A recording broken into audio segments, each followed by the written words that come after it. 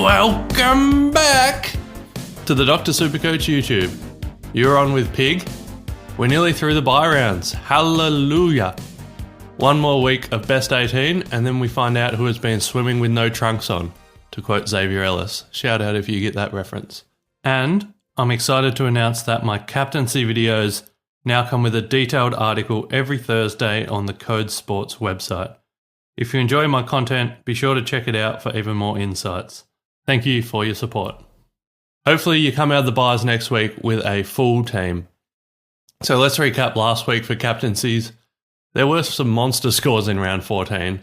There were 10 players that went over 140, highlighted by Houston, Bont, Grundy, LDU, and my VC pod call of James Sicily. Unfortunately, I'm not taking you to Italy this week, but as always, I will give you my 9 favourite options. For me, I vice-captained Zorko last week. I thought he was my best option, and I took his score. Thank goodness for that, as Luke Ryan was going to be my backup captain, so thank you, Dane. Similarly to last week, don't be scared to take a 120 VC if you get it this round. Due to having only 6 games, our player pool is greatly diminished, and some of our the juicy teams that we target are on the bye. So yeah, if you get a 120, just lock it in. Don't even think about it. So let's go. My 3 vice captains.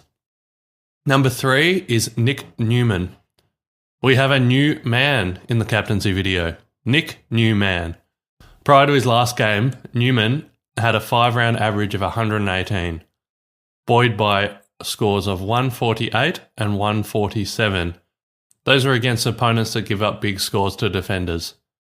Well, Nick makes his debut in the video this week because he plays another team that give up huge scores to wingers and attacking defenders.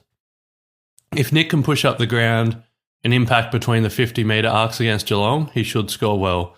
The interesting thing here, though, is that Geelong are a bit more restrictive to those deeper defenders, the guys that stay inside 50.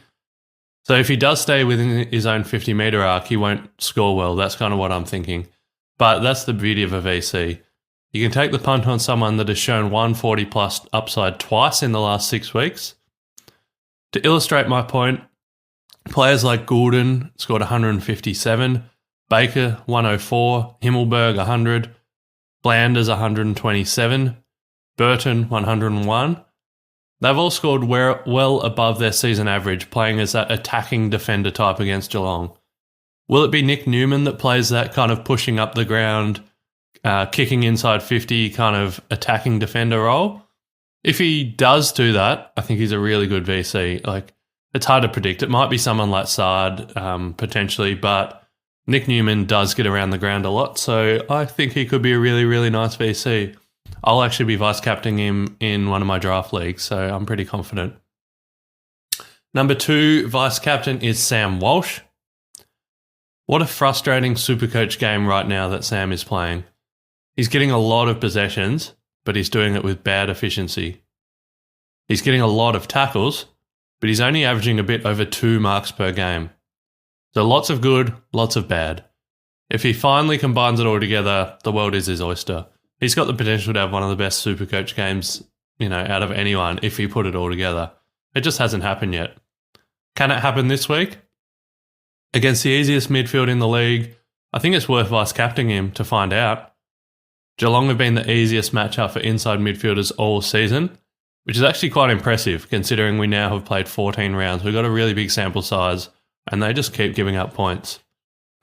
Sam averages 107 points against Geelong throughout his entire career. That's pretty good, including scores of 104, 126 and 158 in his last 3 matches against the Cats. Walsh hasn't scored 120 since round 6. That's not great, but we know that Carlton have had a very tough run during that stretch. Look for Walsh to come home strong with one of the easiest draws to end the season. Goulden, 157, Anderson, 149, and Butters, 147. They're kind of the similar type of players that have dominated Geelong in recent weeks, and they probably play a similar style to Walsh. So I think the Walsh VC is a really, really good option here. But my number 1 vice-captain, and if you own this guy, I think he's actually my number 1 recommendation out of anyone for the whole round. So if you own Brodie Grundy, I think you should vice-captain him. Brodie Grundy owners are having fun right now. 153 and 154 in his last two. And now a matchup with Kieran Briggs, who he just scored 143 on in round 8. It looks too good to be true. Well, I think this is a matchup that you can VC with confidence. Grundy averages 107 points at NG/Giants Stadium over his 6 career games at that venue. That's in his top 5 favourite venues, with a top score of 157 at this ground back in 2009. I do have to point out some weirdness here though. Over the first 8 rounds of the season, Kieran Briggs was one of the easiest ruck matchups. He was giving up huge points every week. But something has changed. Over the last 5 rounds, he's actually the hardest ruck matchup, according to DFS. At first glance, I wasn't sure why that was, but then I looked back through the names that he's played against. He played against Soldo, who scored a 54. He played against Reeves, who scored a 35, but then was injured and subbed out. He played against Conway, who scored a 76 and was injured and then subbed out. He did limit English to a 91. That's probably the one he has done. And then Goldstein scored a 95, which is, quite good for Goldstein. So apart from a bad English game, Briggs hasn't faced a top-tier ruckman in that 5-week stretch. And 2 of his opponents have been subbed out injured. So I think this is more of a case of who he's played rather than him being restrictive. So I think that's really skewed the data there. When you look at DFS, you'll see Briggs as the hardest matchup. I think we can discount that.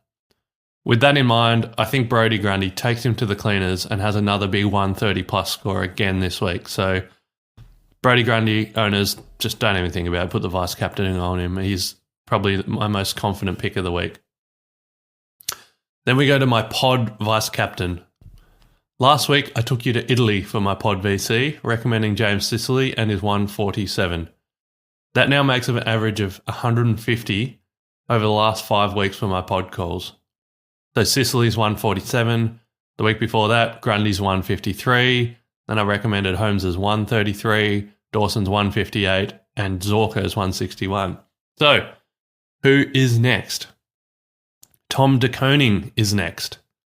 Coming into this game with a 3-round average of 139, that's second in the league, Tom is in prime form. Scores of 131, 140, and 146 against men that I would normally classify as hard ruck matchups. This week he gets the Geelong opposition, who are the second easiest matchup for ruckman over the last 5 games. Whether it is Conway or Stanley, they're both giving up big points. The preference here would be a matchup with Toby Conway. I would much rather him face Conway, but I think he'll still do well against Stanley. The preference would be Conway, who only wins the hit-out in 34% of his ruck contests. That's a very low mark. Not that Tom De Koning needs hit-outs to score, but, they certainly help boost a ruckman's score. Now, I do need to preface this with, I do this research and record this audio before the team comes out, before teams are announced. So if Mark Pitnet is named, this pod vice-captain obviously goes straight in the bin. If Pitnet's named, don't look at Tom De Koning. I have seen Carlton fans divided about what Carlton should be doing in the ruck line. So to me, it's no certainty whether Pitnet comes in or whether he's not. He might even still be injured. I haven't looked into it. But if you are one of the 5% of the coaches that owns Tom De Koning, keep an eye on the team sheets. And if he is solo ruck, then go ahead and VC to start your weekend off perfectly. If Pitnet does play, then I won't be recommending Tom. I'll find another pod vice captain for you, which I'll tweet out on my Twitter. You can follow me at pig_DRSC. Yeah, and if Pitnet's named, I'll find you another juicy pod. Don't you worry. Then we go on to captains.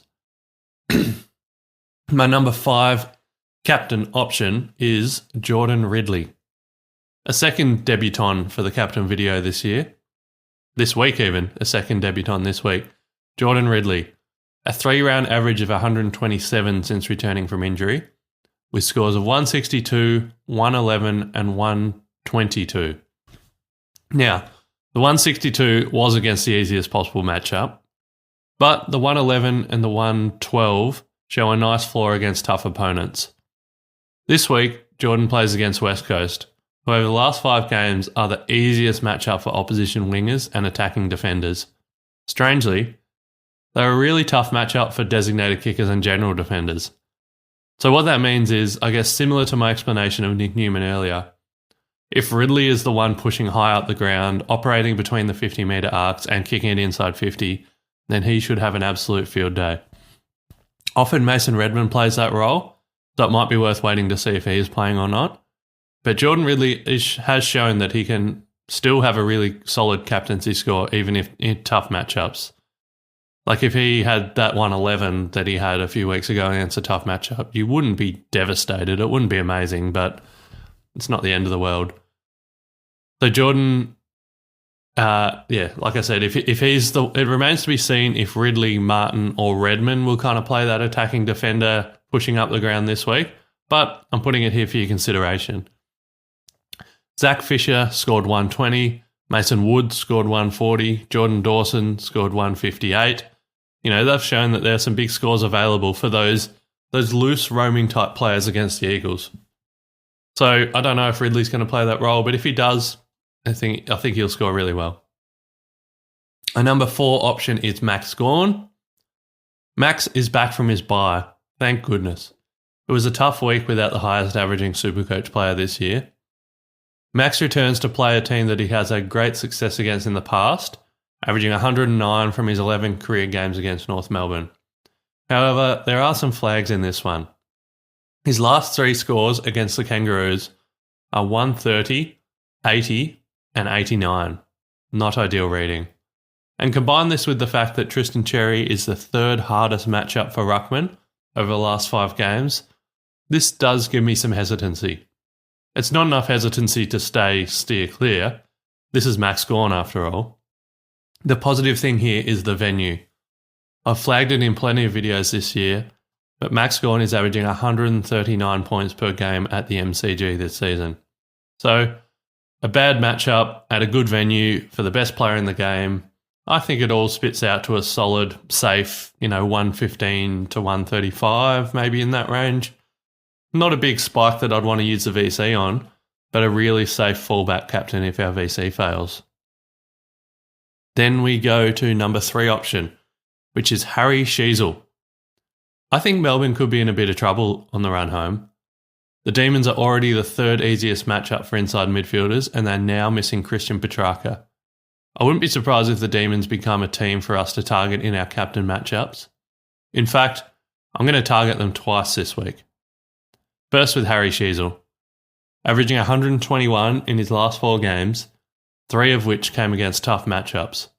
Sheezel has only gone above 130 once this year, so that kind of indicates that his ceiling isn't quite there, but his floor is super safe. I mean, last week I looked at one stage, he was on 85 Supercoach last week from his first 10 disposals. Incredible efficiency does that, and he is very efficient. I think this is a matchup where he could potentially take his ceiling up a level and he could push that 130 plus roof. Melbourne are also the 2nd easiest matchup for designated kickers. So if Sheezel pushes back into defence and takes some kick-ins, the sky's the limit in this game. I think this one is a really, really safe fallback captain option, and it has a chance for a spike score. Then number 2 is Luke Davies-Uniacke. A 5-round average of 128 puts LDU in 3rd position for that metric. And just like I talked about with Sheezel, all but one of those have been against really hard opponents, so Luke is dominating against hard matchups. The lid might be ready to explode if LDU plays the way we hope against a ragged Melbourne midfield. Scores of 152 and 148 in his last month highlight the ceiling, and no score under 109 shows the floor. I've been an LDU owner all season, and I'm still hesitant to trust him with the captaincy. But maybe I just need to back the data on this one and have some faith in the big dog. To give Melbourne some credit, there haven't been any midfielders score over 120 against them since round 10, but they have limited the likes of Sarong and Steele to low tons, and remember they tagged Dacos to that 64. So that's not pretty reading. But regardless, they haven't played anyone who's been in LDU's form in recent weeks, and the loss of Petrarca hasn't shown up in the Supercoach data yet. So I think captaining LDU isn't for the faint-hearted, but given his recent hot streak, it indicates that we should be rewarded if we do it. Then my number one captain option is Zachary Merritt. Zach Merritt has been ultra consistent this year, showing off a 117 average. That has dipped over the last 5 games. The last 5 games he's averaging 107, so he's gone down a bit there. But like a lot of the gun midfielders this year, he's being tagged a lot. The amazing thing about Merritt is that he just keeps pushing through the tag and he still scores well. He scored 125 in his last game despite the hard tag. And earlier in the year, he scored 94 against North and 109 against Adelaide in 2 other tags that I can recall off the top of my head. So that's not horrible, considering we have other midfielders getting 60s. Zach loves playing West Coast. 121 on them earlier in the year, and 143 and 110 in their 2 meetings in 2023. And if you want, I can go back even further and show you scores of 119, 111 and 125 in the games prior to that. The takeaway here is that Merritt averages 113 from his 12 career games against the Eagles. They're his 3rd favourite matchup. I'm just saying, Zach loves playing West Coast. And right now, West Coast are the 2nd easiest team for inside midfielders to score against over the last 5 matchups.